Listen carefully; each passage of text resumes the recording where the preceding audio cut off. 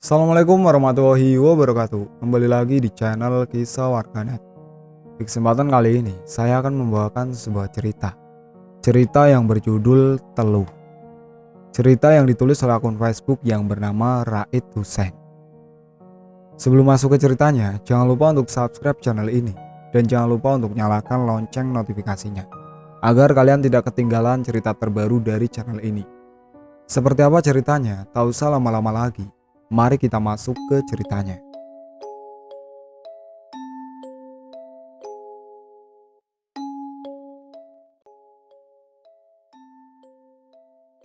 Pak Komar, sebut saja namanya.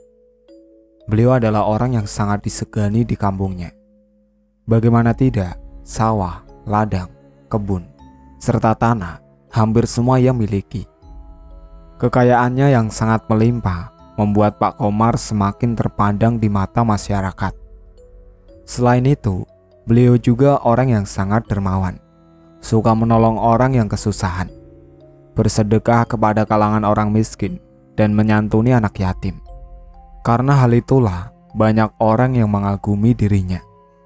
Namun, di balik kedermawanannya, Pak Komar mempunyai sifat yang belum diketahui banyak orang. Sifat Pak Komar akan terlihat ketika ada orang yang berusaha menyaingi dirinya. Suatu ketika, ia mendapat kabar dari Arman, selaku bawahannya, bahwa di kampung sebelah terdapat seseorang yang sangat kaya. Sebut saja namanya Pak Jamal. Pak Jamal sendiri berasal dari kalangan para bangsawan. Kekayaannya hampir melebihi Pak Komar. Tanah yang Pak Jamal miliki sangatlah luas, bahkan hampir di beberapa daerah kepunyaannya.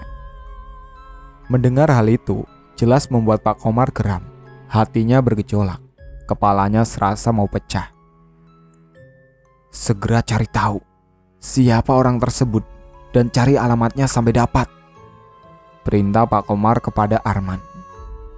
Tanpa basa-basi, Arman segera mencari informasi mengenai Pak Jamal. Setelah seharian, akhirnya Arman mendapatkan informasi dari orang-orang sekitar. Menurut informasi yang didapat, Pak Jamal adalah orang yang sangat kaya. Pak Jamal menempati kampung tersebut dengan tujuan tertentu. Pak Jamal sendiri mempunyai sifat yang sangat dermawan. Bahkan ia rela membeli tanah milik warga dengan harga yang tinggi dan memperkerjakan para warganya dengan upah yang lumayan besar. Setelah mendapat informasi, Arman segera melaporkannya kepada Pak Komar. Mendengar penuturan dari Arman membuat Pak Komar semakin geram. Rasanya ingin segera menghabisi orang yang berusaha menyainginya. Pak Komar mulai menyusun rencana. Ia berencana hendak bersilaturahmi di kediaman Pak Jamal dengan maksud ingin membeli semua tanah milik Pak Jamal dengan harga yang sangat rendah. Jika maksud dan tujuannya tercapai, maka ia akan menjadi orang yang paling kaya raya nomor 1 di kampungnya. Keesokan harinya, Pak Komar segera menyuruh Arman untuk mempersiapkan mobil serta beberapa tas berisi uang. Di dalam tas tersebut, terdapat berkas yang sudah Pak Komar buat. Apakah semuanya sudah dipersiapkan? Tanya Pak Komar kepada Arman. Semua sudah siap, bos, jawab Arman dan beberapa pengawal lainnya. Kemudian Pak Komar serta para pengawalnya menuju ke rumah Pak Jamal. Sementara Pak Jamal, ia sedang asik bermain bersama putranya. Dari pernikahannya dengan Bu Lasmi, beliau dikaruniai 2 orang putra kembar. Putra pertamanya bernama Danur, sedangkan putra keduanya bernama Damar. Ketika sedang asik bermain, tiba-tiba, "Papa, ada yang datang," ucap Danur yang menunjuk ke halaman rumah. Pak Jamal segera mengakhiri permainannya. Dari kejauhan, ia melihat seseorang turun dari mobil dengan pakaian yang sangat rapi, serta dikawal oleh beberapa orang. Dia adalah Pak Komar. "Selamat siang," ucap Pak Komar. "Iya, selamat siang," sambut Pak Jamal yang sudah berdiri di depan pintu. "Apa benar ini adalah kediamannya Pak Jamal?" tanya Pak Komar. "Iya, dengan saya sendiri," Jawab Pak Jamal singkat. Kemudian Pak Jamal mempersilahkan mereka duduk. Tak lupa ia menyuruh istrinya untuk menghidangkan makanan dan minuman agar segera disuguhkan kepada para tamunya. Mereka pun mengobrol santai dengan menikmati makanan yang sudah disuguhkan. Dari obrolan mereka, terlihat seperti halnya teman lama. Apalagi Pak Jamal, orangnya selalu terbuka kepada siapapun yang berkunjung ke rumahnya. Jelas hal itu membuat Pak Jamal lebih cepat beradaptasi terhadap orang yang baru dikenalnya. Setelah berbincang-bincang, Pak Komar kemudian mengutarakan maksud dan tujuannya. Begini Pak Jamal, maksud dan tujuan saya datang kemari ingin memberikan penawaran kepada Bapak. Jika Bapak menyetujui dan merelakannya, saya sangat berterima kasih kepada Bapak, ucap Pak Komar menyodorkan selembar kertas. Silakan ditandatangani Pak jika Bapak setuju. Saya harap Bapak menyetujuinya, lanjut Pak Komar. Pak Jamal kemudian mengambil selembar kertas dan membacanya. Setelah membaca isi dari kertas tersebut, di dalamnya tertulis bahwa Pak Komar hendak membeli semua tanah yang dimiliki Pak Jamal dengan harga yang jauh lebih rendah. Jelas hal itu ditolak mentah-mentah oleh Pak Jamal. Selain harganya yang sangat rendah, Pak Jamal sendiri tidak berniat untuk menjual tanahnya kepada siapapun. Ia membeli tanah untuk dikelola sendiri dengan tujuan agar masyarakat di kampungnya masih bisa bekerja dengan layak. Mohon maaf, beribu-ribu maaf. Saya tidak akan menjual tanah yang saya miliki kepada siapapun. Tanah ini sengaja saya beli dari para warga yang sudah tidak sanggup untuk mengelolanya. Apalagi tawaran Bapak ini jauh lebih rendah pada umumnya. Jadi saya mohon maaf sekali lagi Pak, tolak Pak Jamal secara halus. Mendengar penolakan dari Pak Jamal membuat Pak Komar sangat marah. Wajahnya merah padam, dirinya seperti dipermalukan. Rasanya ia ingin sekali mengajar wajah Pak Jamal. Namun ia sadar akan posisinya. Karena merasa harga dirinya sudah direndahkan, Pak Komar izin pamit dengan mimik wajah yang terlihat kesal. Sebelum melangkahkan kaki, ia berbisik di telinga Pak Jamal. Kamu sudah mempermalukan saya. Harga diri saya serasa diinjak-injak dengan menolak tawaran yang saya berikan. Artinya kamu sudah berani menantang saya. Ngomong-ngomong, istrimu cantik juga. Beruntung sekali cecunguk sepertimu mendapatkan istri secantik dia. Jangan sampai istrimu menjadi janda karena ulahmu sendiri. Pikirkan itu matang-matang, bisik Pak Komar. Bangsat, jangan coba-coba mengancam saya. Kita baru kenal dan tidak pernah mengenal sebelumnya. Jadi saya harap kamu angkat kaki dari sini dan jangan buat keributan di rumah ini, ucap Pak Jamal menahan emosi. Pak Komar akhirnya pergi meninggalkan rumah Pak Jamal. Dalam perjalanan, ia masih mengingat-ingat perlakuan Pak Jamal. Apa yang sudah dilakukan Pak Jamal terhadap dirinya. Rasanya masih membekas di hati dan tidak akan pernah dilupakan. Pak Jamal sendiri merasa dirinya sedang dipermainkan. Bagaimana tidak, tiba-tiba datang orang yang tidak dikenal, hendak membeli tanahnya dengan harga rendah, pakai menebar ancaman pula. Jelas hal itu menyulut emosi Pak Jamal, tapi Pak Jamal masih bisa bersikap tenang. Ia tidak ingin memperlihatkan amarahnya di hadapan istri dan kedua anaknya. Ia tidak ingin mereka terlibat dalam masalah. 1 minggu kemudian, Pak Komar mengundang Pak Jamal untuk makan-makan di rumahnya dan bermaksud menyelesaikan permasalahannya dengan cara berdamai. Tentu saja Pak Jamal tidak menolaknya, karena ia sendiri tidak ingin permasalahannya berkepanjangan lebih lanjut. Lalu Pak Jamal mengeluarkan motornya dan bersiap-siap berangkat ke rumah Pak Komar. Bu Lasmi yang melihat suaminya sudah berdandan rapi, ia pun penasaran, hendak pergi kemana suaminya pagi-pagi begini. Mau kemana Pak? Tanya Bu Lasmi menghampiri suaminya. Ini, Bapak mau menghadiri undangan ke rumah teman Bapak yang kemarin bertamu ke rumah kita, jawab Pak Jamal tersenyum tipis. Kemudian Pak Jamal menyalakan mesin motor. dan berpamitan kepada istrinya untuk pergi ke rumah Pak Komar. Sesampainya di rumah Pak Komar, Pak Jamal langsung disambut oleh Pak Komar sendiri. Melihat kemegahan rumah Pak Komar dengan ornamen-ornamen yang indah bagaikan istana, membuat Pak Jamal semakin terpukau. "Mari, silakan masuk, Pak." Suara Pak Komar mengagetkan dirinya.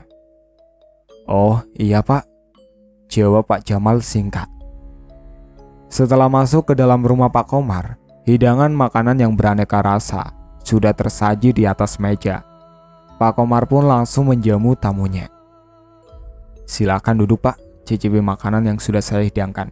Spesial khusus untuk Bapak," ucap Pak Komar tersenyum tipis. Sambil menikmati makanan, mereka pun asik berbincang-bincang. Tampak keduanya sangat menikmati. "Begini kondisi rumah saya, Pak. Harap maklum jika rumah saya tidak semegah rumah Bapak," ucap Pak Komar membuka obrolan. Mendengar ucapan Pak Komar membuat Pak Jamal tertegun. Ternyata Pak Komar adalah seorang yang rendah hati. Selama ini ia salah, sudah berprasangka buruk terhadap Pak Komar. "Hahaha, Bapak bisa aja. Saya kagum dengan kerendahan hati Bapak. Saya mohon maaf kalau selama ini sudah berprasangka buruk terhadap Bapak," ucapnya memuji Pak Komar. "Jangan terlalu memuji, Pak," ucap Pak Komar sembari menikmati makanan. Pak Jamal yang dari tadi tidak melihat kehadiran istri Pak Komar. Ia penasaran, apakah Pak Komar tinggal di rumah megah ini hanya seorang diri. "Maaf, Pak, dari tadi kita makan hanya berdua. Saya tidak melihat kehadiran istri Bapak. Kemana dia?" tanya Pak Jamal penasaran. Pak Komar hanya terdiam, lalu, "Oh, istri saya. Saya sudah lama menduda, Pak. Sekitar 2 tahun lalu. Istri saya meninggal karena sakit," jawab Pak Komar menutupi kesedihannya. Mendengar jawaban dari Pak Komar membuat Pak Jamal merasa tidak enak hati. Seolah-olah pertanyaan Pak Jamal membuat perasaan Pak Komar semakin terlarut akan kisah kelamnya. Selesai makan, Pak Komar kemudian mengajak Pak Jamal berjalan-jalan ke arah belakang rumah, melewati beberapa ruangan dengan pencahayaan yang redup. Di salah satu ruangan terdapat gazebo, ukurannya lumayan besar. Penasaran, Pak Jamal pun menghampiri gazebo tersebut. Ketika ia hendak membuka pintu gazebo, tiba-tiba, "Jangan sekali-kali membuka pintu itu.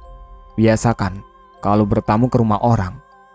Jika hendak melakukan sesuatu, harap izin terlebih dahulu," ucap Pak Komar mengagetkan dirinya. Pak Jamal pun mengurungkan niatnya. Ia merasa malu karena sudah lancang.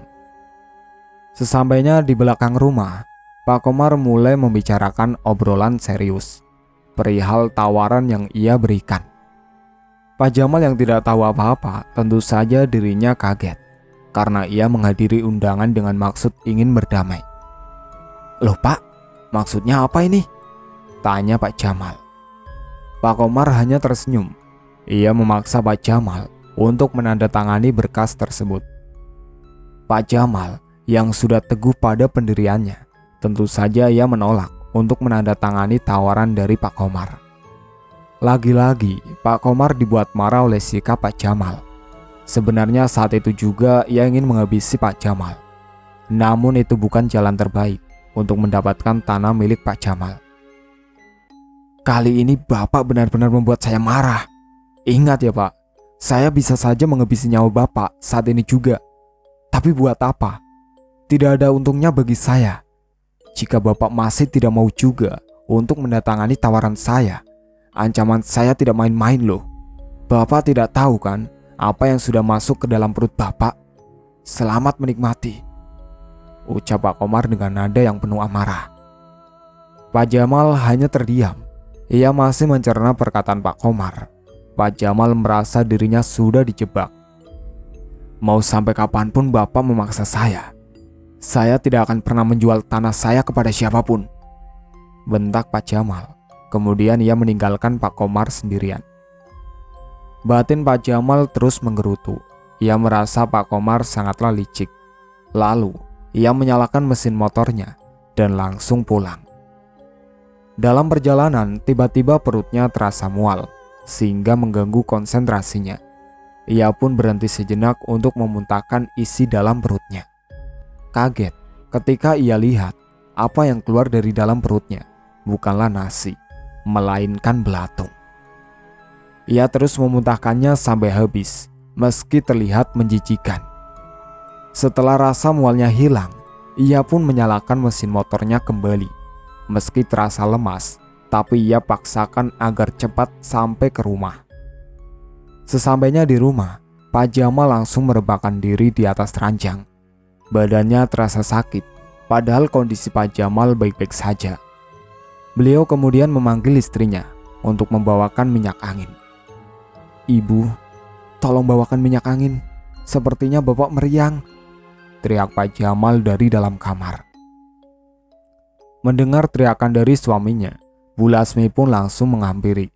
Sesampainya di kamar, ia mengoleskan minyak angin di bagian perut serta punggung Pak Jamal. Ketika Bu Lasmi hendak mengoleskan minyak angin di bagian punggung suaminya, ia melihat terdapat luka lebam yang sudah membiru. Hal itu membuat Bu Lasmi kaget dan bertanya-tanya, "Bapak habis berkelahi kah? Kok sampai lebam begini?" tanya Bu Lasmi. Pak Jamal juga tidak mengetahui kenapa bisa ada luka di punggungnya. "Mungkin karena kecapean, Bu. Besok juga sembuh," jawab Pak Jamal. Setelah selesai mengoleskan minyak angin, Bu Lasmi pun keluar untuk melanjutkan pekerjaannya. Sementara Pak Jamal, ia sudah terlelap tidur. Keesokan paginya, ketika Pak Jamal mandi, ia meraba-raba bagian punggungnya dan merasa lukanya semakin membesar. Pak Jamal menaruh curiga bahwa ini semua adalah ulah Pak Komar. Ia pun segera mengeringkan badannya. Ketika membuka lemari dan hendak mengambil pakaian, Pak Jamal melihat ada gumpalan rambut di sela-sela pakaiannya. "Rambut siapa ini?" batin Pak Jamal. Lantas ia pun menanyakan kepada istrinya. Setelah ditanyakan kepada istrinya, dan istrinya pun tidak mengetahui apa-apa. Bahkan istrinya tidak pernah memotong rambut. Kecurigaan Pak Jamal semakin yakin dan jelas terhadap Pak Komar. "Komar, kau sudah kelewatan." Pak Jamal kemudian pamit kepada istrinya untuk pergi ke suatu tempat. Ia berpesan kepada istrinya, jika menjelang maghrib dirinya tidak kunjung datang, segera tutup pintu rapat-rapat dan jangan pernah membukanya sampai esok hari. Apapun yang terjadi, jangan pernah dibuka. Kemudian ia pun pergi meninggalkan istri dan anaknya. Di kediaman Pak Komar. "Hahaha, Jamal, rupanya kau ingin bermain-main denganku," ucap Pak Komar yang masih menahan dendam terhadap Pak Jamal.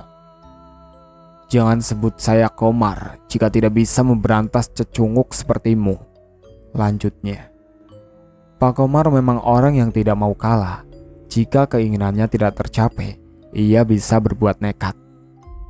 Sebelum Pak Jamal, dulu ada juga orang yang dianggap musuh oleh Pak Komar. Tapi orang tersebut bukanlah orang kaya, hanya orang biasa yang tidak ingin menjual tanahnya kepada Pak Komar. Karena tanah itu peninggalan dari neneknya. Pak Komar terus memaksa orang tersebut agar memberikan tanahnya dengan sukarela. Karena tidak mau memberikan tanahnya kepada Komar, orang itu tewas secara mengenaskan. Pak Komar mulai menyusun rencana agar keluarga Pak Jamal hancur berantakan. Satu persatu akan ia musnahkan, kecuali Bu Lasmi, istri Pak Jamal. Dengan begitu, ia bisa memiliki tanah Pak Jamal dengan seutuhnya tanpa harus mengeluarkan uang. Selain itu, tujuan Pak Komar adalah memiliki istri Pak Jamal. Karena selama menempati rumah megah ini, ia tidak memiliki istri. Bahkan anak pun ia tak punya. Ia hidup dalam kemewahan tanpa kebahagiaan. Di kediamannya, ia hanya menikmati kekosongan. "Yang kukirim tadi belum seberapa, Jamal. Nanti kamu akan merasakan yang sesungguhnya," ucap Pak Komar yang terus menyebut-nyebut nama Jamal. Pak Komar kemudian memanggil Arman untuk mengantarnya kepada seseorang. Dengan sigap Arman pun segera menyiapkan mobil. "Mau kemana kita hari ini, Pak?" tanya Arman. "Sudah, jalan aja. Nanti saya tunjukkan arahnya," jawab Pak Komar. Arman pun menyalakan mesin dan mulai mengendarai mobilnya. Mereka berdua melewati perkampungan yang sepi. Mungkin hanya ada beberapa rumah, itu pun berjauhan. "Di perempatan depan belok kiri ya, Man," ucap Pak Komar menunjukkan arah. Arman pun mengikuti arahan Pak Komar. Jalanan yang mereka lewati kali ini hanyalah hutan belantara. Tidak ada rumah satupun. Kali ini Arman merasa sedang uji nyali, karena sebelumnya ia tidak melewati tempat ini. "Siang aja rasanya begini, apalagi malam," batin Arman. Pak Komar selama dalam perjalanan, ia hanya diam, tidak banyak bicara. Pak Komar hanya berbicara ketika menunjukkan arah saja. Hal itu membuat Arman penasaran. Aneh, tidak biasanya Pak Komar bersikap dingin begini. Lagi-lagi Arman bertanya kepada dirinya sendiri. Setelah menempuh perjalanan jauh, akhirnya mereka sampai di suatu tempat. Mobil yang Arman kendarai pun berhenti. "Kamu tunggu di sini ya, Man," ucap Pak Komar. Arman hanya mengangguk. Arman melihat Pak Komar berjalan ke arah gubuk yang sudah reot. Untuk menghilangkan kejenuhan, Arman menghisap rokok dan memutar musik agar suasana tidak begitu hening. Lama Arman menunggu, bahkan hari sudah menjelang sore, tapi Pak Komar belum juga selesai dengan urusannya. "Di tengah hutan begini kok ada ya orang yang mau tinggal?" Arman terus bertanya-tanya dalam dirinya. Tiba-tiba Arman dikagetkan oleh suara benda jatuh. Arman langsung melompat keluar dari dalam mobil. Setelah diperiksa, ternyata itu adalah Pak Komar yang memukulkan kayu ke tanah. "Ayo pulang," ucap Pak Komar. Jantung Arman masih deg-degduk. Arman segera masuk ke mobil. "Kamu kaget ya?" "Hahaha," tanya Pak Komar sambil tertawa. "Buat apa sih, Pak? Mengagetkan saya seperti itu, bikin jantung saya hampir copot saja." Jawab Arman menggerutu. Kemudian mereka pun pulang. Teror awal. Sudah menjelang sore, namun Pak Jamal belum juga pulang, membuat Bu Lasmi menjadi khawatir. Bu Lasmi mondar-mandir di halaman rumah, menunggu kedatangan suaminya. Terlihat langit sudah kemerah-merahan, pertanda sebentar lagi adzan maghrib akan berkumandang. Bu Lasmi segera menyuruh anak-anaknya masuk yang sedang bermain di pekarangan rumah, dan langsung menutup semua pintu. Ia ingat akan pesan suaminya. Jika suaminya tidak pulang, kemungkinan suaminya menginap.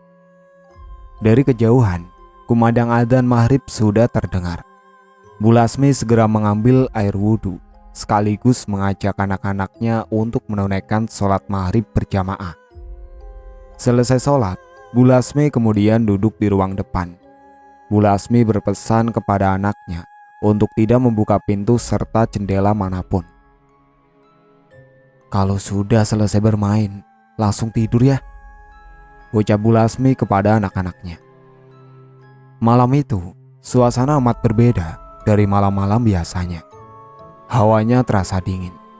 Biasanya banyak orang yang berlalu lalang, tapi malam ini tidak ada orang satupun yang lewat. Padahal malam belum begitu larut. Perasaan Bu Lasmi semakin tidak enak. Terlebih-lebih ketika ia tidak lagi mendengar suara anaknya yang sedang bermain. Apakah mereka sudah tidur? Batin Bu Lasmi. Penasaran, Bu Lasmi kemudian memeriksa. Benar saja, anaknya sudah terlelap tidur. Lalu Bu Lasmi memindahkan mereka ke kamarnya masing-masing. Setelah memindahkan anaknya, ia pun kembali ke rumah depan. Semakin malam semakin sunyi, membuat Bu Lasmi menjadi gelisah. Tiba-tiba terdengar suara pintu diketuk. "Siapa?" tanya Bu Lasmi dari dalam. Namun tidak ada jawaban dari luar. Tidak lama kemudian terdengar suara orang meminta tolong. Dari suaranya mirip seperti suara suami Bu Lasmi. Bu Lasmi merasa ragu membuka pintu atau tidak, sementara ia sudah dipesankan oleh suaminya agar tidak membuka pintu sampai pagi hari. Bu Lasmi mencoba memasang pendengarannya kembali. Ia ingin memastikan bahwa itu benar-benar suaminya atau bukan. Tolong, ini Bapak, Bu. Benar saja, suara itu pun terdengar kembali. Meski penasaran, Bu Lasmi belum berani membukakan pintu. Kemudian Bu Lasmi melangkah ke depan, berniat untuk mengintip di celah-celah pintu. Setelah dilihat sekeliling, namun tidak ditemukan siapapun. Yang ada hanya jalanan kosong dengan pencahayaan yang minim. Ketika hendak kembali, tiba-tiba ia dikagetkan oleh sesuatu. Terdengar suara benda jatuh. Dari balik celah, Bu Lasmi melihat buntelan kain kafan tergeletak di depan rumahnya. Bu Lasmi tidak berfirasat buruk sekalipun. Ia menyangka bahwa itu adalah perbuatan orang yang usil yang mencoba menakuti dirinya. Malam-malam begini masih saja ada orang yang usil, batin Bu Lasmi sambil menghela nafas. Bu Lasmi kemudian kembali duduk di kursinya. Ia masih memikirkan apa maksud dari semua ini. Tak terasa, waktu Isya sudah tiba. Bu Lasmi beranjak dari duduknya.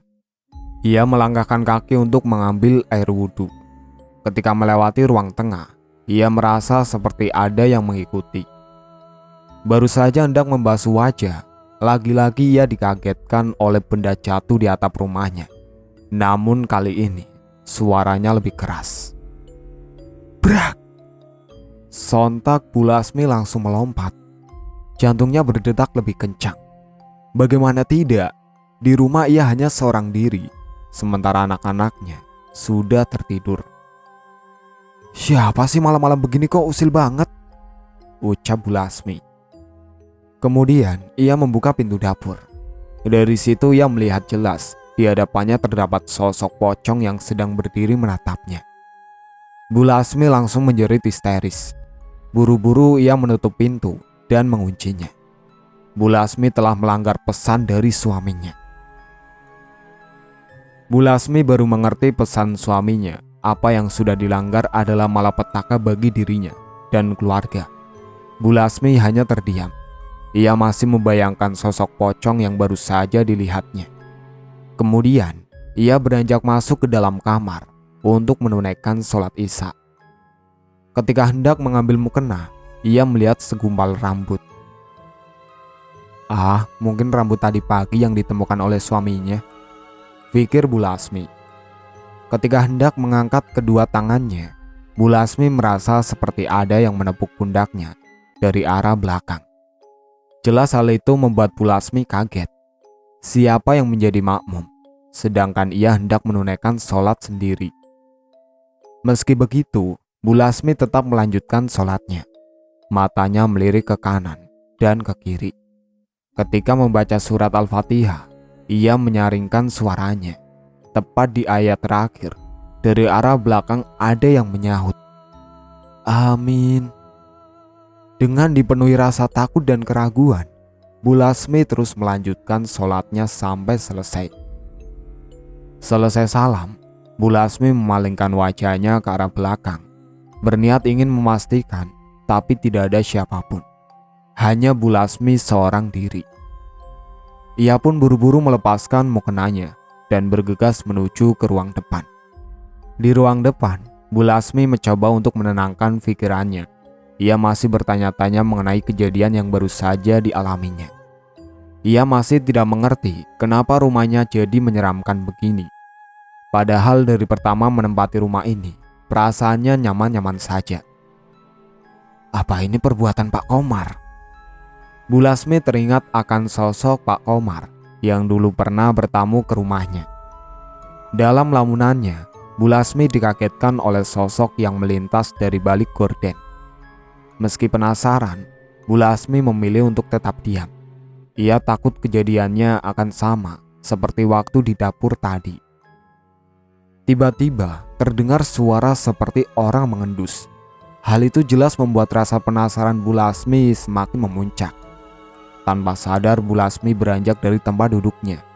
Ia pun mengintip dari balik gorden. Samar-samar terlihat seperti ada orang yang berdiri.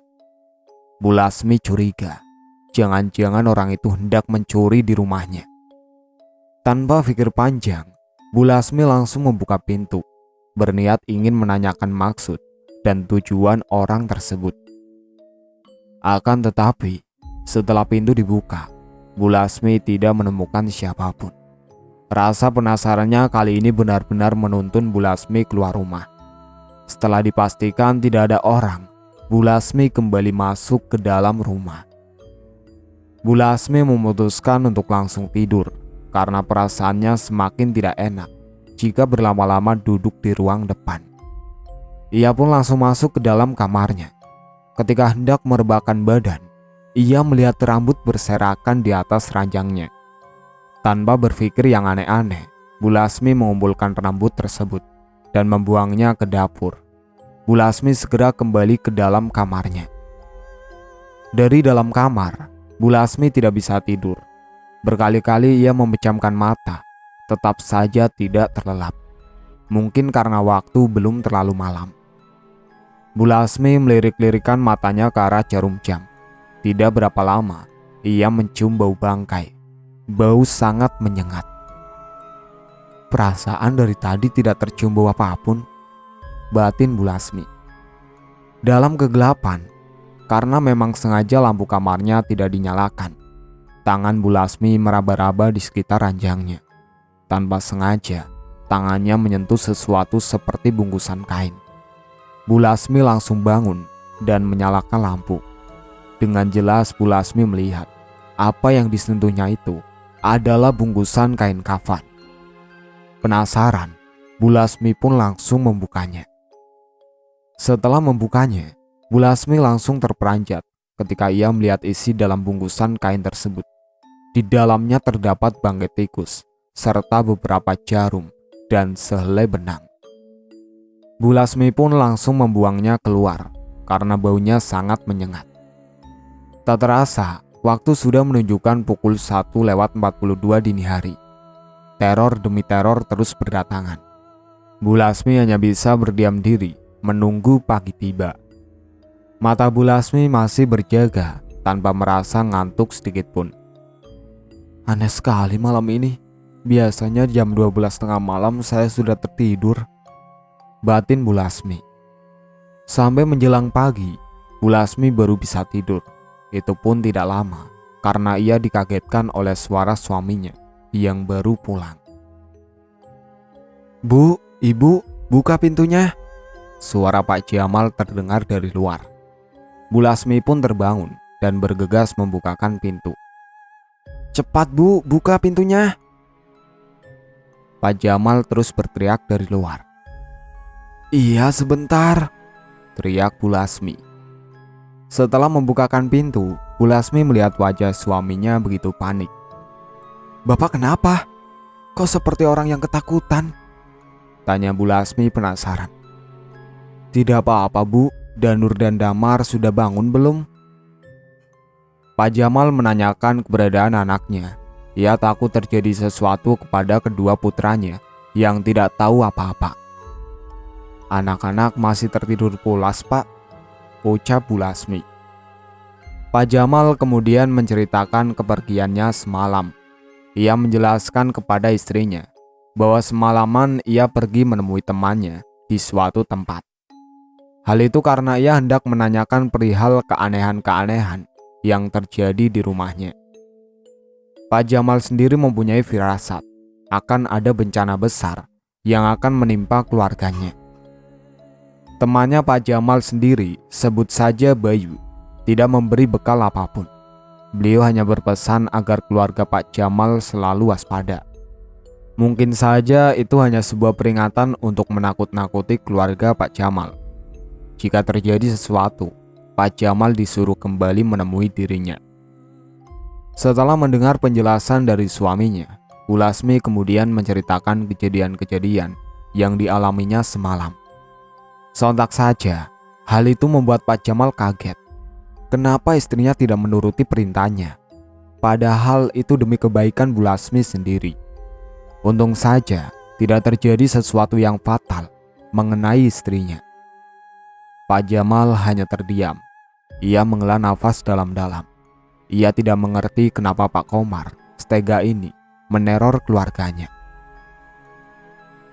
Ingon-ingon atau peliharaan Pak Komar.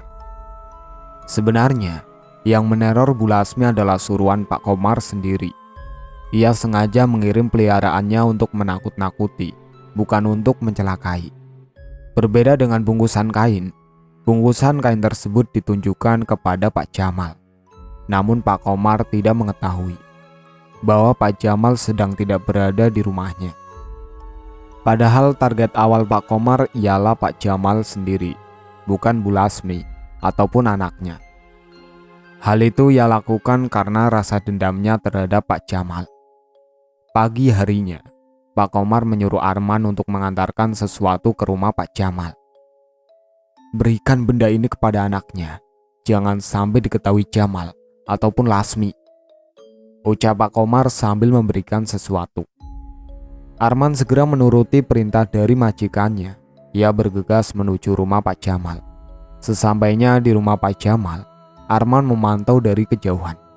Ia melihat anak-anak Pak Jamal sedang bermain di halaman rumah, dan segera Arman pun menghampiri mereka. "Dek, kesini dek," panggil Arman. Damar dan Danur saling menatap. Mereka tidak mengenali orang yang berada tidak jauh darinya. Lalu Danur pun menghampiri Arman. "Om memanggil kami," ucap Danur dengan polosnya. "Iya dek, mau permen tidak?"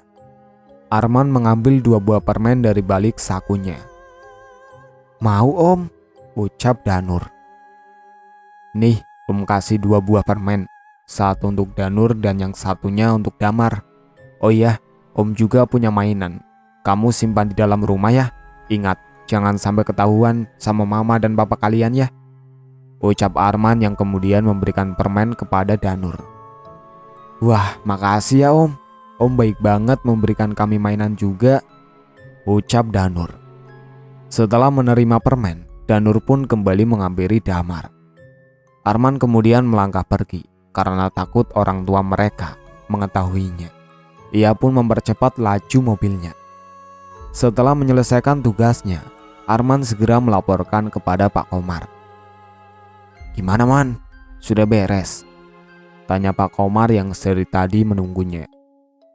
"Beres pak," jawab Arman. Mendengar jawaban Arman, Pak Komar tersenyum puas.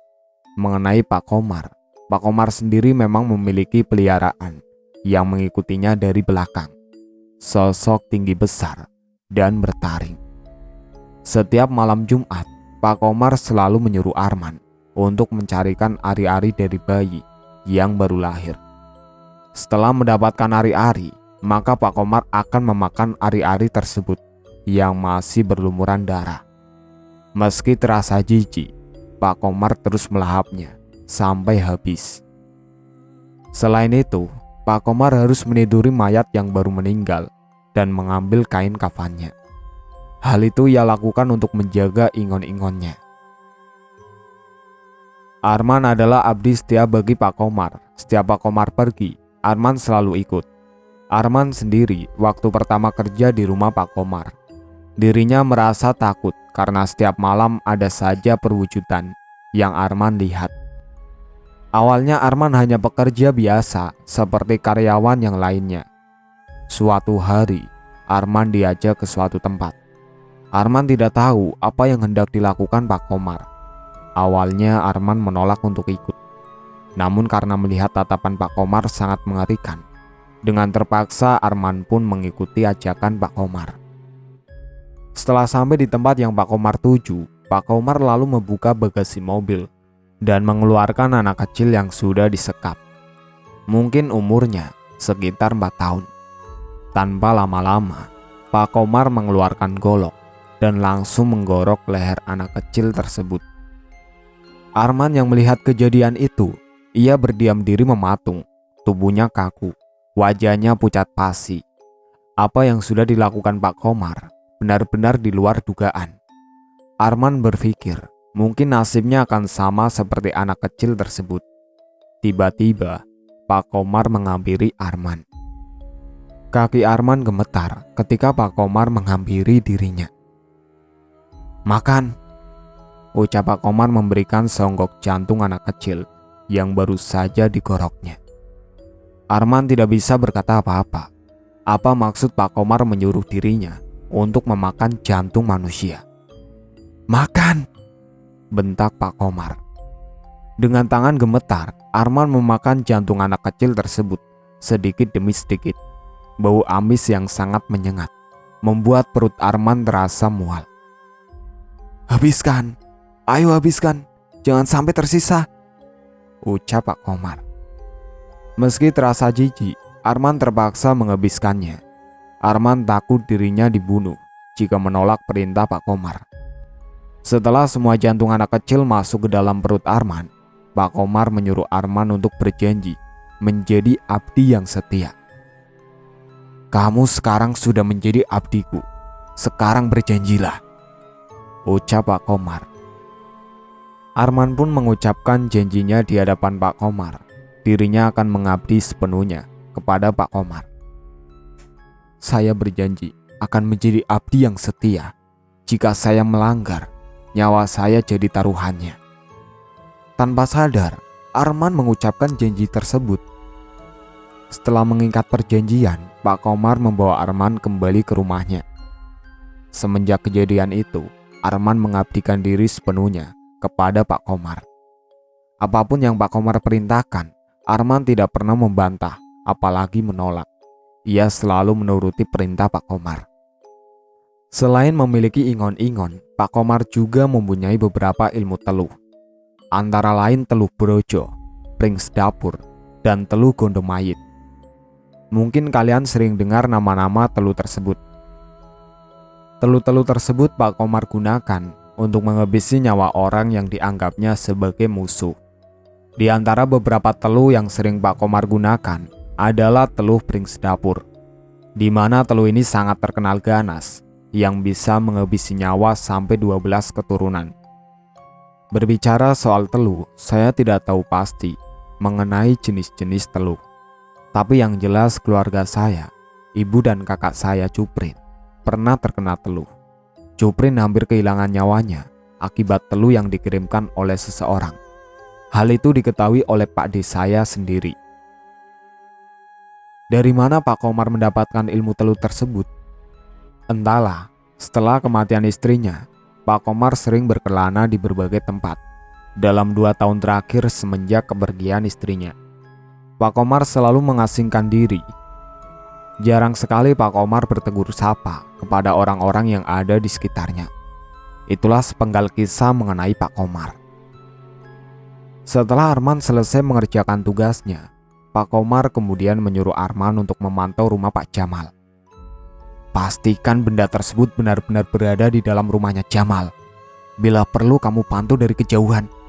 Ingat, jangan sampai ada yang mencurigai," ucap Pak Komar. Arman hanya mengangguk, kemudian Pak Komar masuk ke dalam rumahnya. Di dalam rumah, dalam satu ruangan khusus, Pak Komar sudah mempersiapkan berbagai media yang akan ia gunakan nantinya. Sementara Arman, ia langsung pergi dari rumah Pak Komar dan menuju ke rumah Pak Jamal. Meski tugas yang Arman emban sangatlah berat, tapi hidup Arman selalu terpenuhi kebutuhannya.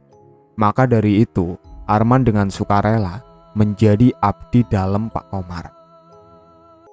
Malapetaka. Danur kemudian masuk ke dalam rumah dan menyimpan benda yang diberi Arman. Meski benda itu terlihat aneh, tapi Danur menyukainya. Tampaknya Danur sangat senang. Ia tertawa sendiri di dalam kamar. Hal itu diketahui oleh Bu Lasmi. Bu Lasmi pun menghampiri kamar Danur dan melihat anaknya sedang bermain boneka. Ukurannya kecil. Di tubuh boneka tersebut terdapat beberapa helai rambut yang mengikatnya. "Siapa yang ngasih boneka ini, Nak?" tanya Bu Lasmi. Tentu hal itu membuat rasa penasaran bagi Bu Lasmi. Dari Om, jawab Danur dengan polosnya. Om siapa? Tanya Bu Lasmi semakin penasaran. Namun Danur tetap saja memberi jawaban yang sama. Bu Lasmi kemudian mengambil boneka dari tangan anaknya dan langsung membuangnya ke tong sampah depan rumahnya.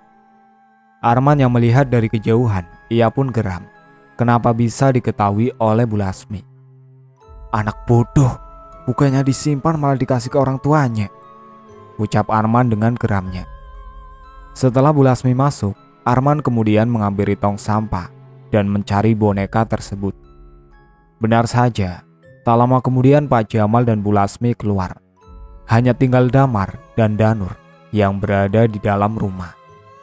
Arman buru-buru masuk ke dalam rumah Pak Jamal. Setelah dirasa keadaan cukup aman, kemudian Arman menyelipkan boneka itu di bawah tempat tidur Bu Lasmi. Dengan segera Arman pun keluar dan pergi meninggalkan rumah Pak Jamal. Menjelang sore, Pak Jamal dan Bu Lasmi baru sampai di rumahnya. Ketika hendak masuk, Pak Jamal merasa ada yang aneh di dalam rumahnya. Bu, apa ada orang yang memasuki rumah kita? Tanya Pak Jamal. Bu Lasmi yang seharian bersama Pak Jamal, tentu saja dia tidak mengetahuinya. Tidak tahu Pak, kita kan seharian tidak di rumah, jawab Bu Lasmi. Apa ibu melihat atau menemukan sesuatu? Tanya Pak Jamal yang semakin curiga. Bu Lasmi teringat akan boneka yang ia buang tadi pagi. Boneka? Tadi pagi ibu menemukan boneka di kamar Danur, jawab Bu Lasmi. Di mana bonekanya sekarang? Tanya Pak Jamal. Bu Lasmi kemudian memberitahu bahwa boneka itu sudah dibuang ke dalam tong sampah. Namun setelah dicari, boneka tersebut sudah tiada. Hilang entah kemana. Jelas hal itu membuat perasaan Pak Jamal semakin panik. Pantas saja ketika ia hendak masuk ke dalam rumah, rumahnya terasa lembab. Suasananya terasa dingin. Artinya Pak Komar sudah melayangkan teluhnya. Bu, rumah kita sekarang dalam keadaan bahaya. Ibu jaga anak-anak ya. Bapak hendak menemui teman bapak dulu, ucap Pak Jamal dengan perasaan yang begitu panik. Di sini kesalahan Pak Jamal. Ia tidak membawa anak dan istrinya pergi. Padahal dirinya sudah tahu bahaya sedang mengintai. Setelah berpamitan, Pak Jamal pun pergi meninggalkan istri dan anak-anaknya. Bu Lasmi yang tidak mengerti apapun, ia pun langsung masuk ke dalam rumahnya dan menyuruh anak-anaknya untuk segera mandi karena hari sudah sore. Menjelang maghrib, Bu Lasmi segera menutup pintu dan bergegas mengambil air wudhu untuk menunaikan sholat maghrib. Seperti biasa, selesai sholat Bu Lasmi duduk di ruang depan. Tiba-tiba ia dikagetkan oleh suara Damar. Mama! Teriak Damar dari dalam kamar. Mendengar teriakan anaknya, Bu Lasmi segera menghampiri Damar di dalam kamar. Kenapa nak? Tanya Bu Lasmi. Kakak badannya tidak bisa digerakkan, jawab Damar. Melihat kondisi Danur yang sudah kaku, sontak membuat Bu Lasmi panik. Bu Lasmi mencoba menggerakkan, tetap saja tidak bisa. Tangan dan kaki Danur seperti terikat. Bahkan Danur tidak bisa berbicara. Mulut Danur seperti disumpal. Kemudian Bu Lasmi mencoba membuka mulut Danur. Kaget apa yang Bu Lasmi lihat. Di dalam mulut Danur banyak sekali gumpalan rambut. Malam ini Pak Komar benar-benar sudah melayangkan teluhnya. Dalam kepanikan, Bu Lasmi keluar untuk meminta bantuan. Tapi sepertinya warga sudah terlelap tidur. Padahal waktu masih sore. Kumandang adzan isya saja belum terdengar. Hal itu membuat Bu Lasmi keheranan. Bukan hanya Danur, kini Damar yang menjadi sasaran Pak Komar selanjutnya. Berbeda dengan Danur, kondisi Damar lebih memprihatinkan. Perut Damar mulai membesar. Dari mulutnya mengeluarkan cairan darah. Dua anak yang tak berdosa menjadi sasaran Pak Komar hanya karena rasa dendamnya kepada Pak Jamal. Pak Jamal yang baru saja sampai di rumah temannya, Bayu, ia segera mematikan mesin motor dan langsung menuju ke rumah Bayu. Mas Bayu, tolong buka pintunya, teriak Pak Jamal dari luar. Bayu yang mendengar suara Pak Jamal, ia bergegas membuka pintu. Ada apa Jamal? Bertamu malam-malam begini? Tanya Bayu. Pak Jamal kemudian menceritakan kejadian yang dialaminya tadi sore. Ia menjelaskan bahwa kali ada seseorang yang benar-benar ingin menghancurkan keluarganya. Ia pun menceritakan tentang boneka yang ditemui istrinya tadi pagi. Mendengar penuturan dari Pak Jamal, memancing Bayu pada kemarahannya. Goblok kamu, istri dan anakmu kamu tinggal sendirian. Sudah tahu dalam bahaya, ucap Bayu memarahi Pak Jamal. Sekarang, ayo kita balik ke rumahmu dan cari buhul tersebut sampai dapat, lanjut Bayu. Buhul adalah tali ikatan jin.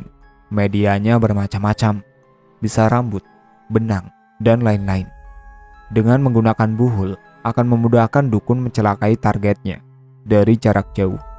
Buhul bisa saja ditanam di pekarangan rumah atau tempat usaha. Kemudian, mereka berdua bergegas menuju rumah Pak Jamal. Sesampainya di rumah Pak Jamal segera membuka pintu. Namun sepertinya, pintu rumah dikunci dari dalam. Ibu, buka pintunya, teriak Pak Jamal. Hening, tidak ada jawaban dari dalam. Tanpa pikir panjang, mereka berdua langsung mendobrak pintu rumah. Setelah pintu terbuka, alangkah kagetnya ketika Pak Jamal melihat istri dan anak-anaknya sudah terbujur kaku bersimbah darah. Bayu yang juga melihat keadaan istri dan anak-anak Pak Jamal, segera ia menghampiri mereka. Cepat, cari dan temukan buhulnya, ucap Bayu menyuruh Pak Jamal untuk mencari buhul tersebut. Pak Jamal yang tidak mengerti apapun, ia hanya bengong. Ia tidak mengerti apa maksud ucapan Bayu. Dasar goblok, ngapain berdiri di situ? Cepat bantu saya mencari buhulnya, ucap Bayu penuh emosi. Cari di mana? Tanya Pak Jamal kebingungan. Di mana saja bodoh, yang penting harus segera ditemukan. Bayu kali ini sudah benar-benar dibuat marah oleh Pak Jamal. Saya tidak mengerti maksud ucapan Mas Bayu. Buhul itu apa, Mas? Tanya Pak Jamal yang masih berdiri mematung. Berkali-kali Pak Jamal melontarkan pertanyaan kepada Bayu. Hal itu membuat Bayu semakin marah. Terlebih-lebih ketika ia melihat Bu Lasmi dan anaknya sudah tak berdaya. Nyawa mereka seperti diambang kematian. Jamal, pertanyaanmu seperti anak kecil. Harusnya kamu bergegas mencari benda apa saja yang mencurigakan. Jangan terlihat bodoh di hadapan saya, ucap Bayu. Bayu kemudian menjelaskan kepada Pak Jamal dengan nafas terengah-engah. Ia berusaha menjelaskannya secara rinci. Mendengar penjelasan dari Bayu, Pak Jamal pun akhirnya mengerti. Mereka berdua kemudian mencari buhul tersebut di setiap sudut-sudut rumah. Dari dalam sampai keluar rumah sudah mereka telusuri. Namun tidak ditemukan benda apapun. Hanya ada satu kamar yang belum mereka geledah, yaitu kamar Pak Jamal. Lalu mereka berdua mulai menggeledah kamar Pak Jamal. Dari lemari hingga bawah ranjang tempat tidur Pak Jamal dan istrinya, tetap saja tidak ditemukan. Kemudian, Bayu mengangkat kasur milik Pak Jamal. Dari bawah kasur terlihat sebuah boneka pocong berukuran kecil yang dibungkus kain kafan. Bukan hanya itu, di dalamnya terdapat beberapa helai rambut, kuku, dan kancing baju, yang semuanya itu milik keluarga Pak Jamal. Bayu merasa heran bagaimana caranya orang ini bisa mengambil benda-benda milik keluarga Pak Jamal. Tanpa lama-lama, Bayu langsung menghanguskan buhul tersebut. Setelah buhul itu dihanguskan, dengan segera Bayu menghampiri Bu Lasmi. Tolong ambilkan air, ucap Bayu kepada Pak Jamal. Pak Jamal segera bergegas ke dapur untuk mengambil air dan memberikannya kepada Bayu. Bayu kemudian mengusap wajah mereka dengan air. Secara perlahan mereka berangsur sembuh Perut Damar yang tadinya besar, kini sudah mulai mengempes. Untung masih bisa ditangani, kalau tidak, anak dan istrimu akan mati, ucap Bayu. Pak Jamal hanya tertunduk. Ia menyadari akan kesalahannya. Malam ini, kamu dan keluargamu sebaiknya tidur di rumah saya saja, lanjut Bayu. Tapi Mas, belum sempat Pak Jamal berbicara, tapi sudah dipotong terlebih dahulu oleh Bayu. Jamal, kamu jangan egois. Dengarkan baik-baik. Telu yang menyerang istrimu tadi belum seberapa. Kemungkinan nanti malam akan ada yang lebih ganas lagi. Saya belum tentu mampu melawannya sendirian. Bisa saja kita semua akan mati, ucap Bayu. Nasib baik, istri dan anakmu masih bisa selamat. Suami macam apa kamu ini? Cerobos sekali, lanjut Bayu. Lagi-lagi Pak Jamal dibuat malu oleh perkataan Bayu. Ia hanya bisa menunduk. Setelah berkemas, mereka semua bergegas menuju rumah Bayu. Sosok Bayu. Sedikit mengulas tentang Bayu. Bayu Anggara, itulah namanya. Bayu terlahir dari keluarga yang sederhana. Ia termasuk orang yang gigih dalam bekerja. Selain itu, ia juga termasuk orang yang rendah hati. Masa remaja Bayu dihabiskan untuk membantu kedua orang tuanya.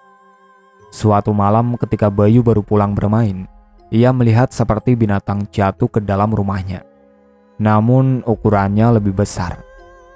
Melihat ada cahaya menuju rumahnya, Bayu segera mempercepat langkah kakinya. Karena khawatir akan terjadi sesuatu kepada orang tuanya. Sesampainya di rumah, namun cahaya tersebut sudah menghilang. Hal itu membuat Bayu menjadi bingung. Padahal jelas-jelas ia melihat cahaya itu mengarah ke dalam rumahnya. Melihat Bayu seperti orang kebingungan, lantas orang tuanya menanyakan keadaan Bayu. Akan tetapi, Bayu hanya diam saja. Bayu tidak menceritakan apa yang dilihatnya tadi, karena takut disangka anak pembohong. Selepas itu, Bayu berniat untuk tidur, tapi perasaannya gelisah. Pikirannya terus terbayang sosok kedua orang tuanya. Berkali-kali ia mencoba untuk memikirkan hal lain. Namun sosok kedua orang tuanya tidak mau hilang dalam pikirannya. Bayu mencoba memejamkan kedua matanya, meski terasa sulit.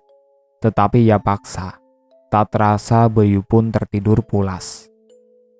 Belum lama Bayu tertidur. Ia dikagetkan oleh suara teriakan kedua orang tuanya. Sontak saja hal itu membuat Bayu terbangun dan langsung menghampiri kamar orang tuanya. Sesampainya di kamar, Bayu melihat orang tuanya sudah tewas terbujur kaku. Tubuh kedua orang tua Bayu gosong seperti terbakar. Dari dalam mulutnya mengeluarkan cairan darah, paku, jarum, dan benda tajam lainnya. Bukan hanya itu, di bagian perutnya tertancap satu batang linggis. Melihat kematian orang tuanya yang tragis, Bayu menangis histeris. Ia tidak menyangka bahwa kegelisahannya telah merenggut nyawa orang tuanya. Bayu kemudian keluar rumah untuk meminta bantuan para warga. Banyak orang berdatangan ke rumah Bayu, hanya untuk melihat kematian orang tua Bayu. Banyak yang berbisik bahwa kematian orang tua Bayu karena ditelu oleh seseorang yang tidak menyukainya. Mendengar bisikan orang-orang di sekitar membuat Bayu menjadi dendam. Dalam hatinya ia akan mencari siapa pelakunya yang sudah tega membunuh orang tuanya. Semenjak kepergian orang tuanya, Bayu mulai mencari pengetahuan, terkhusus untuk pelindung dirinya sendiri. Di salah satu tempat di sebuah desa terpencil, Bayu bertemu dengan Pak Jamal. Mereka berdua menjalin hubungan pertemanan. Sosok Bayu termasuk orang yang cekatan. Ia tidak suka terhadap orang yang bertele-tele. Jadi tidak heran pengetahuan Bayu lebih luas dibanding Pak Jamal. Namun sampai saat ini, Bayu belum menemukan pelaku yang sudah membunuh kedua orang tuanya. Senjata makan tuannya. Telu yang dikirimkan Pak Komar berbalik arah kepada dirinya. Ia terpental akibat serangan dirinya sendiri. Bangsat, Siapa yang coba-coba ikut campur? Ucap Pak Komar. Dada Pak Komar terasa sakit. Ia mencoba untuk berdiri, meski tertatih-tatih. Kemarahannya kian memuncak. Kali ini target Pak Komar bukan hanya Pak Jamal, melainkan Bayu juga akan jadi sasarannya. Arman! Arman! Teriak Pak Komar dengan mulut yang berlumuran darah. Mendengar teriakan dari Pak Komar, Arman segera menghampiri. Bapak manggil saya? Tanya Arman. Bukan, ya kamu goblok, ucap Pak Komar penuh kemarahan. Tugasmu kali ini, cari keberadaan mereka dan ambil segenggam tanah di rumah yang akan mereka tempati. Lanjutnya. Arman segera bergegas menuju ke rumah Pak Jamal. Sementara Pak Komar, dirinya terus memaki-maki orang yang telah ikut campur dalam urusannya. Sesampainya di rumah Pak Jamal, namun seisi rumahnya sudah kosong. Bayu, Pak Jamal, serta istri dan anak-anaknya sudah pergi ke rumah Bayu. Melihat rumah yang sudah dalam keadaan kosong, Arman kembali menemui Pak Komar. Maaf Pak, Jamal dan istrinya sudah pergi dari rumahnya, ucap Arman menundukkan kepalanya. Ya cari goblok, ngapain kamu kembali ke sini? Bentak Pak Komar. Kemarahan Pak Komar kali ini benar-benar membuat badan Arman gemetaran. Karena tidak ingin dimarahi untuk kedua kalinya, Arman segera bergegas mencari keberadaan Pak Jamal. Tinggallah Pak Komar sendiri yang berada di rumah. Ia kemudian masuk ke dalam ruangan yang biasa ia gunakan untuk mempraktekkan teluhnya. Di dalam ruangan, Pak Komar mengeluarkan ingon-ingon yang selama ini mengikutinya. Artinya Bayu, Pak Jamal, dan keluarga akan mendapat masalah yang lebih serius. Arman yang dari tadi berkeliling mencari keberadaan Pak Jamal, tapi tetap saja ia tidak menemukan posisi Pak Jamal saat ini. Arman segera pulang menemui Pak Komar. Ia pun bergegas mengendarai mobilnya. Sesampainya di rumah, Arman hanya termenung di teras. Ia tidak tahu apa yang akan dilakukan Pak Komar kepada dirinya jika Pak Komar tahu bahwa dirinya gagal menemukan keberadaan Pak Jamal. Rumah Bayu. Bayu yang dari tadi merasakan ada yang ganjil di dalam rumahnya. Ia kemudian keluar untuk melihat-lihat sekeliling. Sementara Pak Jamal dan istrinya, mereka masih beristirahat di dalam kamar. Tiba-tiba, dari arah luar terdengar suara Bayu memanggil. Pak Jamal kemudian menghampiri Bayu. Ada apa mas? Tanya Pak Jamal yang melihat Bayu sedang berdiri di halaman rumah. Apa kamu punya musuh? Bayu balik bertanya. Tidak mas, jawab Pak Jamal singkat. Tapi kenapa mereka bisa sampai ke sini? Tanya Bayu kembali. Mereka siapa? Lihat di sekelilingmu, jawab Bayu. Pak Jamal kemudian melihat sekeliling. Namun tidak ada siapapun, hanya mereka berdua. Tak berapa lama, mereka mendengar teriakan Bu Lasmi. Dengan secepat mungkin mereka pun langsung menghampiri. Ada apa Bu? Tanya Pak Jamal. Bu Lasmi tidak menjawab, tangannya hanya menunjuk sesuatu. Tidak jauh dari posisi Pak Jamal, ia melihat bungkusan kain kafan yang sudah kusam. Lalu Pak Jamal mengambil bungkusan tersebut dan membawanya kepada Bayu. Ternyata bungkusan ini yang menyebabkan istri saya berteriak mas, ucap Pak Jamal memperlihatkan bungkusan yang ia bawa. Bayu kemudian membuka bungkusan tersebut. Di dalamnya terdapat bangkai tikus, paku, dan beberapa jarum. Bayu terdiam sesaat. Kemudian ia berkata, kamu tunggu di rumah ya Mal. Saya mau menemui seseorang. Jika di dalam rumah merasakan kejanggalan-kejanggalan, segera tinggalkan, ucap Bayu sekaligus mengingatkan. Pak Jamal hanya mengangguk pertanda dirinya mengerti. Kemudian Bayu pun pergi meninggalkan rumahnya. Pak Jamal masuk ke dalam rumah. Ia hanya duduk di ruang depan, sementara istri dan anaknya sudah terlelap tidur. Tiba-tiba dari arah dapur terdengar ketukan pintu. Apa mungkin Mas Bayu? Dia kan baru saja pergi. batin Pak Jamal. Lagi-lagi suara ketukan pintu terdengar kembali. Pak Jamal segera beranjak dari duduknya. Ia pun pergi menuju dapur. Sebelum ia membuka pintu, ia mengintip terlebih dahulu di celah-celah. Benar saja, di luar ada orang yang berdiri membelakangi pintu. Terlihat dari perawakannya seperti Bayu. Pak Jamal kemudian membuka pintu. "Loh, Mas Bayu bukannya tadi pergi?" tanya Pak Jamal. Namun, orang itu hanya diam saja. Lalu ia memberikan sebotol air kepada Pak Jamal. "Ini obat untuk istri dan anakmu. Kamu juga jangan lupa meminumnya," ucapnya sambil memberi sebotol air kepada Pak Jamal. Setelah memberi sebotol air, kemudian orang tersebut pergi ke arah kebun. Pak Jamal yang melihat Bayu penuh curiga. Sepertinya ada yang tidak beres dengan Bayu. Ia kemudian mengikutinya dari belakang. Namun karena suasana malam yang gelap, dirinya kehilangan jejak.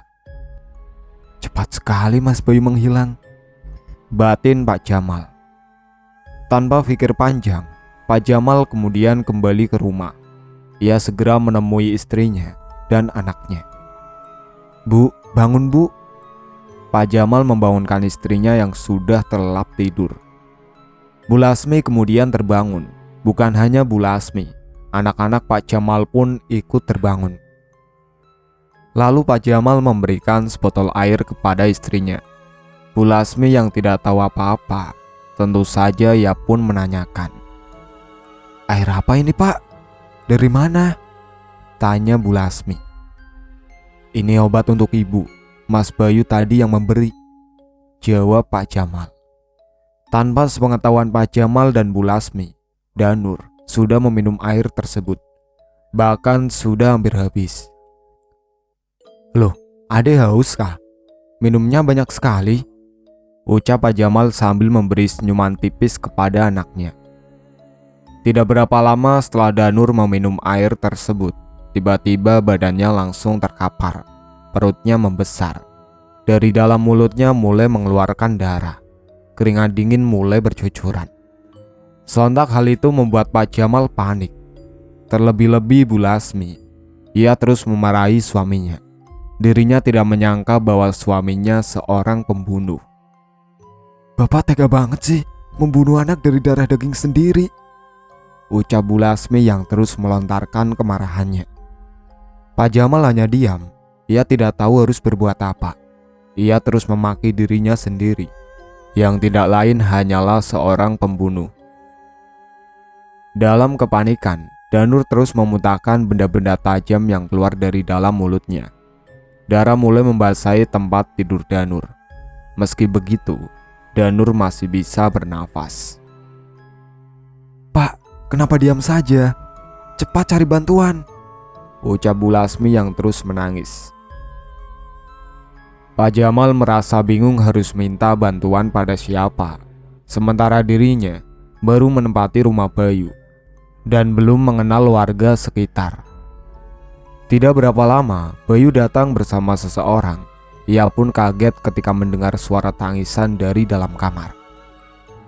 "Apa yang terjadi?" tanya Bayu. Setelah melihat keadaan Danur, sontak saja hal itu membuat Bayu geram. Lantas ia pun menanyakan perihal kejadian yang menimpa Danur. Dengan gugup, Pak Jamal berusaha menjelaskan kepada Bayu. Mendengar penjelasan dari Pak Jamal, Bayu semakin geram terhadapnya. "Jamal, bukankah sudah saya peringatkan? Jika ada kejanggalan segera tinggalkan. Ingat ya bodoh, rasa penasaranmu itulah yang akan membuat petaka bagimu nantinya. Bukan hanya kamu, melainkan keluargamu sendiri. Dasar bodoh," bentak Bayu. "Seharusnya kamu mengingat kejadian di rumahmu. Itu juga akibat ulahmu sendiri yang meninggalkan istri dan anakmu," lanjut Bayu. Bayu kemudian menanyakan air yang dibawa Pak Jamal. Lalu Bayu memeriksa air tersebut. Seketika itu Bayu langsung membuangnya. Ketika hendak mengobati Danur, namun Bayu sudah terlambat. Air yang diminum Danur sudah merambat ke sekujur tubuhnya. Danur pun tewas seketika. Tubuh Danur seperti membusuk, matanya mendelik. Dari duburnya keluar cairan nanah. Bu Lasmi semakin histeris, terlebih-lebih Damar adiknya Danur. Ia menangis sekencang-kencangnya dengan memeluk tubuh Danur, seolah-olah ia tak rela kehilangan kakaknya. "Kemana orang itu pergi?" tanya Bayu. Pak Jamal memberitahukan bahwa orang tersebut pergi ke arah kebun. Ia pun menjelaskan ciri-ciri orang yang perawakannya mirip Bayu. Hanya saja Pak Jamal tidak terlalu jelas melihat wajahnya. "Mas, kamu tunggu di rumah ya," ucap Bayu kepada temannya. Temannya, sebut saja Suryo, hanya mengangguk. Ia mengerti bahwa tugasnya untuk melindungi keluarga Pak Jamal. Kemudian Bayu bergegas keluar mencari orang tersebut. Semenjak kepergian Bayu, Pak Jamal, Bu Lasmi, dan Mas Suryo, mereka hanya diam tidak membuka percakapan. Hal itu membuat suasana menjadi hening. Mas Suryo pun keluar untuk mencari angin segar. Namun ketika berada di luar, Mas Suryo merasa ada keanehan. Suasana di luar terasa sunyi, senyap, terlebih-lebih dirinya tidak mendengar suara dari orang-orang sekitar. Ia merasa ada yang tidak beres. Kemudian Mas Suryo masuk ke dalam rumah berniat membawa mereka pergi. "Pak Jamal, ajak istri dan anakmu. Kita bergegas sekarang juga," ucap Mas Suryo. "Mau kemana, Mas?" tanya Pak Jamal. "Sudah, ikut aja," jawab Mas Suryo singkat.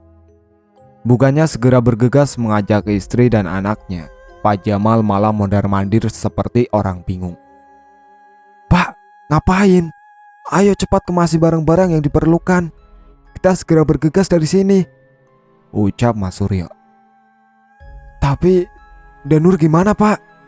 Lagi-lagi Pak Jamal terus bertanya. Bukan hanya Bayu saja yang dibuat emosi, melainkan Mas Suryo yang baru kenal sudah dibuat emosi oleh Pak Jamal. "Danur sudah mati, bisa diurus besok. Yang terpenting nyawa kita saat ini," jawab Mas Suryo. "Ada orang yang melayangkan teluhnya. Teluh ini ditunjukkan bukan kepada pribadi seseorang, melainkan ke rumah ini sendiri. Maka orang-orang yang berada dalam rumah ini akan mati semua," Mas Suryo berusaha menjelaskan.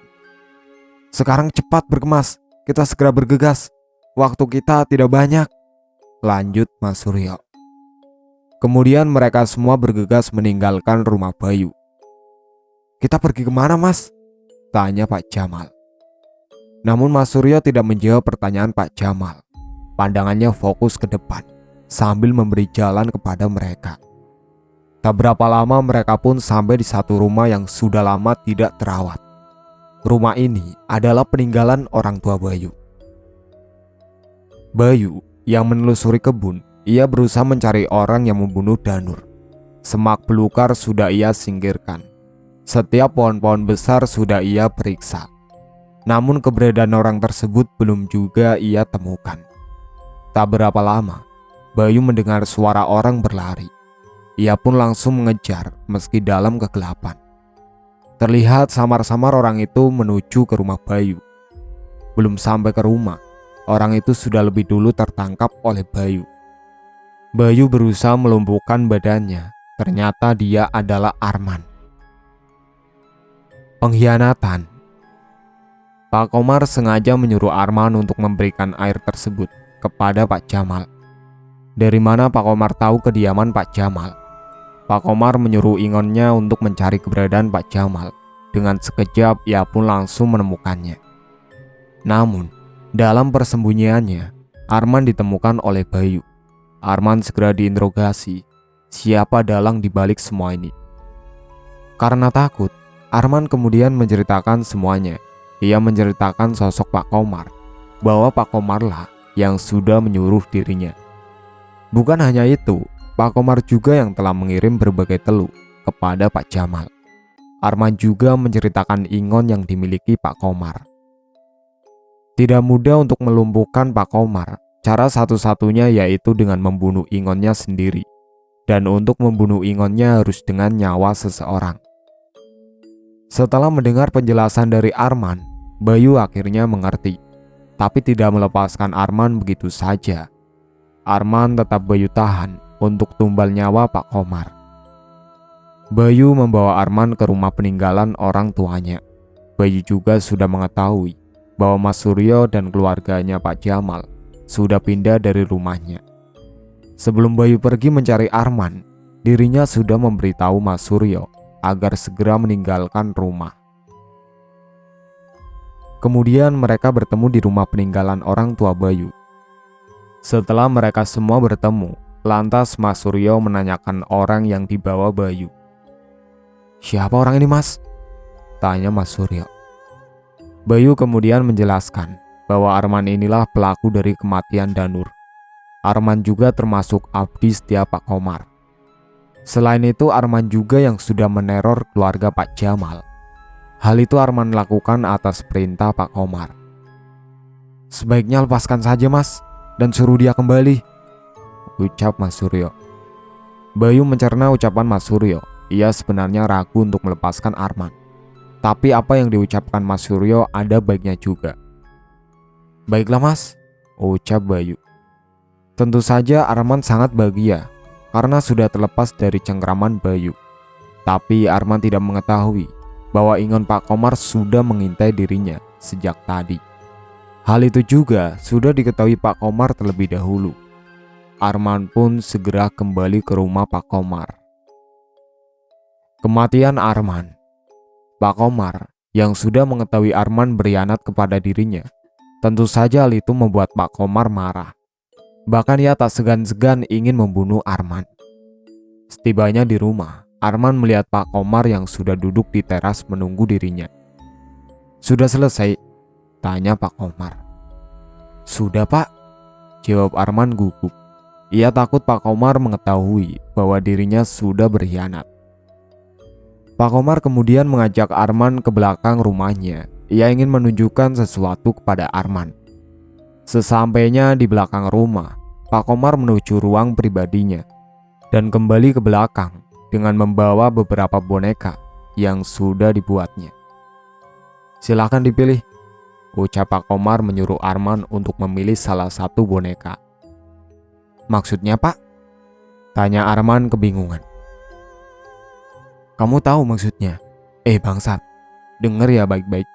Kamu sadar tidak apa yang sudah kamu lakukan? Jangan pura-pura bodoh," ucap Pak Komar. "Sekarang pilih mana boneka kesukaanmu," lanjut Pak Komar. Maafkan saya, Pak. Saya tidak ada pilihan lain waktu itu. Jika saya tidak memberitahukan, maka saya akan dibunuh," jawab Arman dengan gugup. Mendengar jawaban Arman yang bertele-tele, tentu saja menyulut kemarahan Pak Komar. "Bangsat, saya tidak butuh penjelasan," ucap Pak Komar penuh amarah. "Ayo nak, pilih," lanjut Pak Komar. Kemudian Arman menunjuk salah satu boneka yang ukurannya kecil. "Bagus, sekarang mau diapakan boneka ini? Dipenggal kepalanya, dikuliti, atau kamu sebutkan sendiri baiknya gimana?" tanya Pak Komar. "Ampun, Pak, saya tidak akan mengulanginya lagi." Arman bersimpuh memohon ampun di hadapan Pak Komar. "Setiap kesalahan saya ampuni, akan tetapi ada hukuman yang harus kamu terima. Bukankah begitu, Arman?" ucap Pak Komar. Arman hanya mengangguk pasrah. "Sekarang pilih, hukuman apa yang pantas untukmu?" tanya Pak Komar. "Potong tangannya," ucap Arman.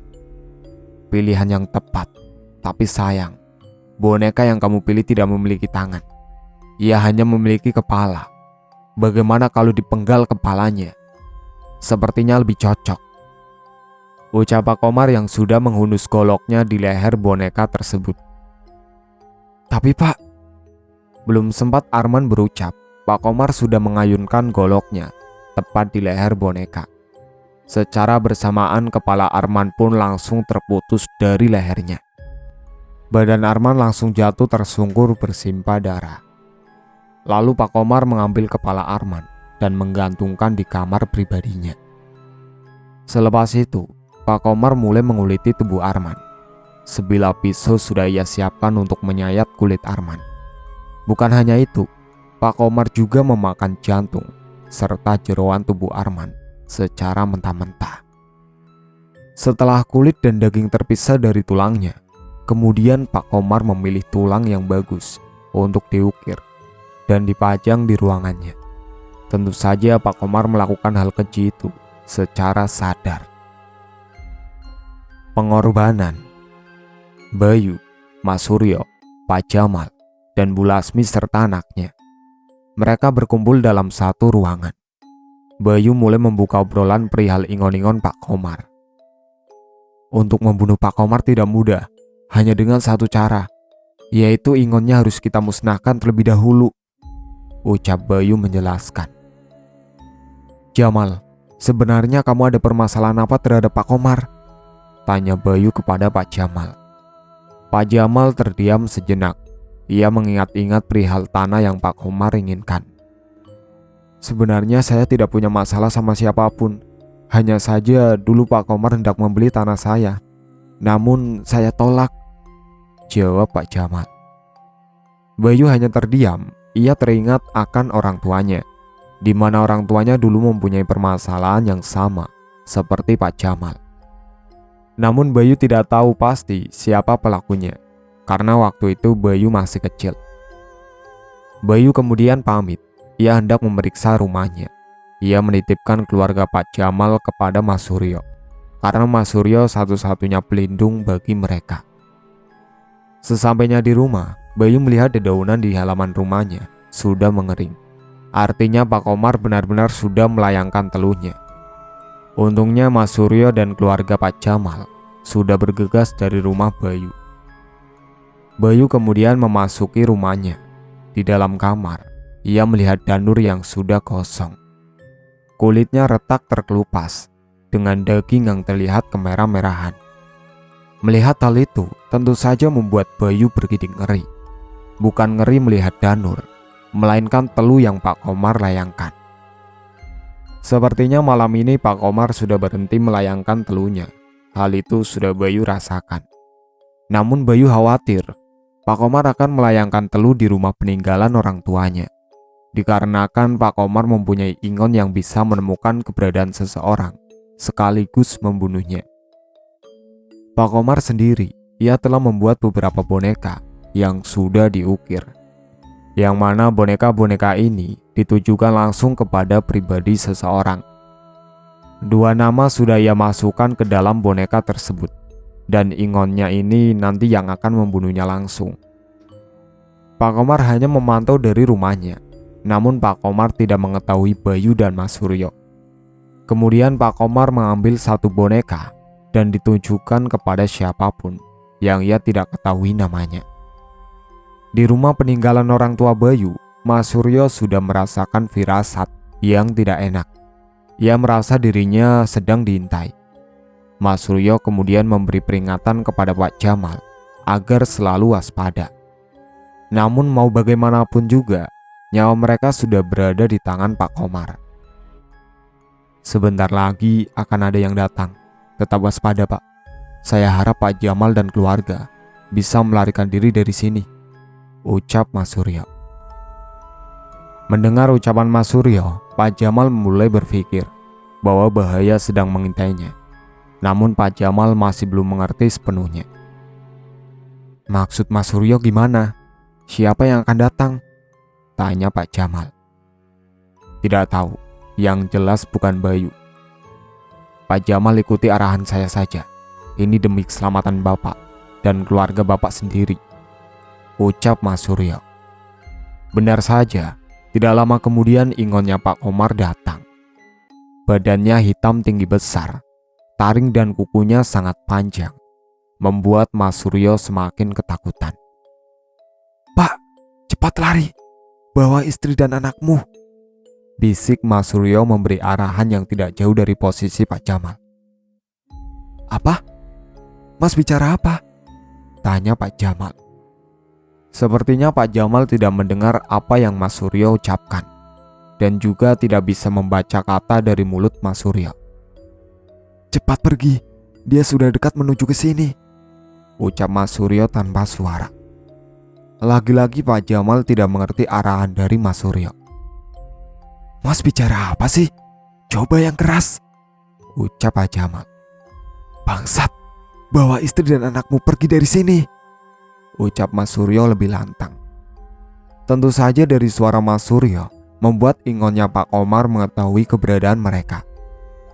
Walaupun tidak mendengar suara Mas Suryo, ingonnya Pak Komar pasti akan menemukan mereka. Tapi setidaknya jika Pak Jamal mengikuti arahan dari Mas Suryo, dirinya bisa mencari bantuan terlebih dahulu atau mencari keberadaan Bayu. Ketika Pak Jamal hendak berlari membawa istri dan anaknya, namun ingon Pak Komar sudah menghampiri mereka. "Pak, sudah terlambat. Kita tidak bisa lari kemana-mana. Hanya menunggu siapa yang lebih dulu mati. Saya atau Bapak sendiri," ucap Mas Suryo dengan tubuh yang gemetar hebat. Benar saja, setelah Mas Suryo berbicara, ingon Pak Komar sudah mencengkeram leher Pak Jamal dan Bu Lasmi. Karena 2 nama dari 5 orang sudah ada di garis tangan Pak Komar, tentu saja 2 nama tersebut adalah Pak Jamal dan Bu Lasmi. Tubuh Pak Jamal dan Bu Lasmi mengejang hebat akibat dari cengkeraman ingon Pak Komar, membuat nafas mereka terhenti. Pak Jamal berusaha untuk melepaskan diri, namun siapa yang bisa mengalahkan tenaga iblis? Sedangkan Pak Jamal hanyalah orang yang tidak memiliki kemampuan apapun. Mulut Pak Jamal dan Bu Lasmi mulai mengeluarkan cairan darah. Kedua matanya melotot, seakan-akan mau keluar. Dari lubang hidung dan telinganya mengeluarkan cairan yang bau busuk. Mas Suryo yang melihat ingon Pak Komar, dengan segera ia menyembunyikan damar di bawah ranjang yang tidak jauh dari Pak Jamal. Ia khawatir sasaran selanjutnya adalah damar. Karena dari 2 nama yang sudah digariskan akan mati, masih ada 1 orang yang belum diketahui namanya oleh Pak Komar, Mas Suryo atau Damar. Mas Suryo berharap agar Damar tidak menangis, dan untungnya Damar seolah-olah mengerti isi hati Mas Suryo.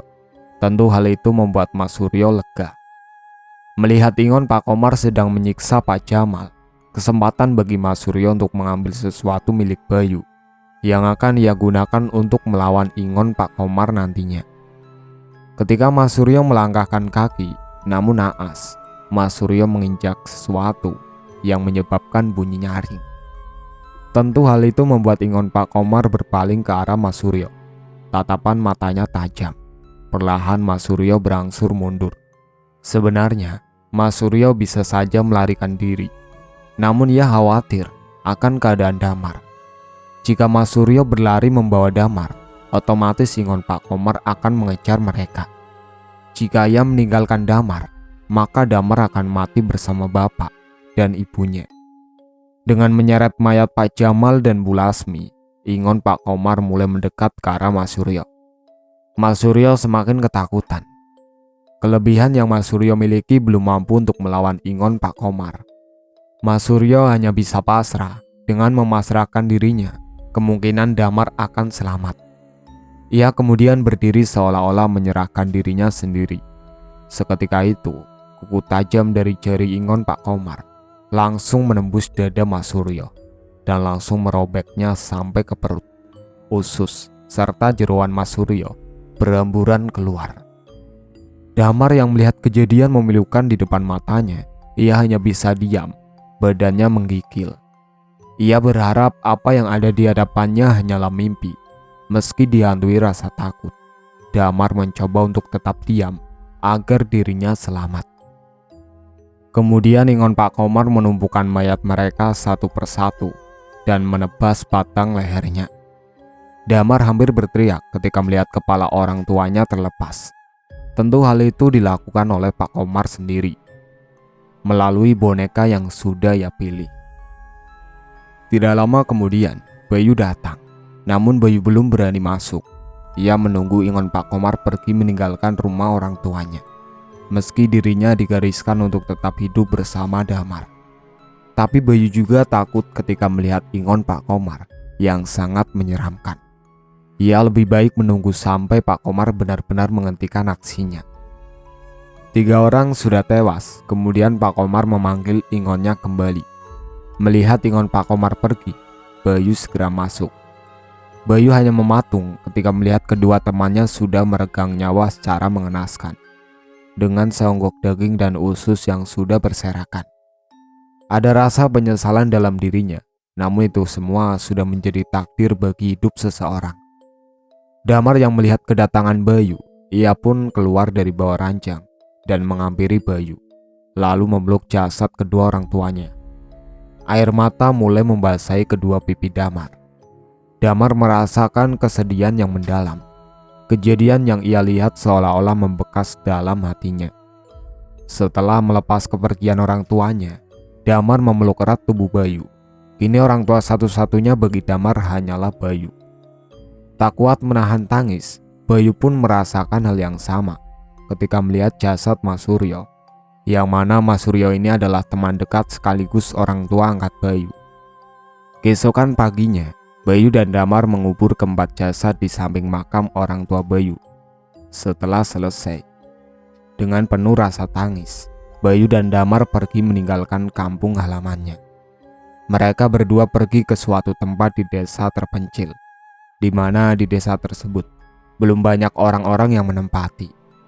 Di desa ini juga Damar dibesarkan oleh Bayu. Itulah sepenggal kisah kelam yang dialami keluarga Pak Jamal. Sekian dari saya. Wassalamualaikum warahmatullahi wabarakatuh.